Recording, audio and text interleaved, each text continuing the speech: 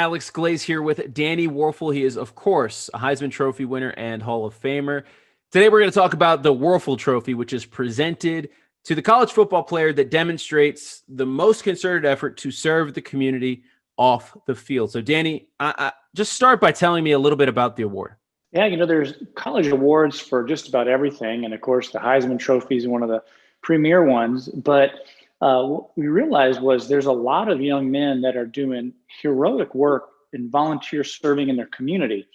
And so the Wuerffel Trophy was created about 15 years ago to shine a spotlight on these young men and to with the hope of one, honoring them and inspiring other people to do a little bit more. And who were the finalists this year? So we had 100 nominees, which is remarkable. And then we're down to our final three. We have Shai Werts, a quarterback from Georgia Southern, not far. We also have Sam Ehlinger, the quarterback for Texas, prolific on-field career.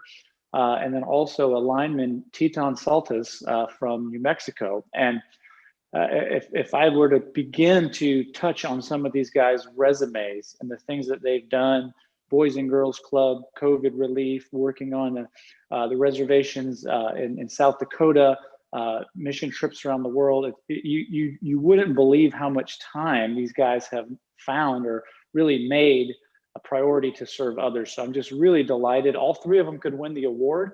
We'll be announcing it Thursday night at the Home Depot College Football Award Show. So we're really excited to be a part of that and getting more exposure for these great young men and the work that they do.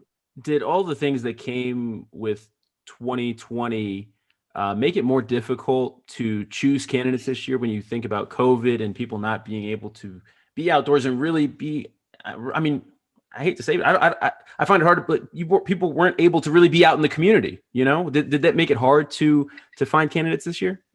Well, I think for a lot of things, it changes things. Normally I may try to come visit you in person to do this interview, but we figured out how to do it via technology. And I think that people that are creative find new ways to help. And so, for instance, Sam Ehlinger put together a tremendous amount of momentum and raised about $200,000 to support some of those organizations on the ground.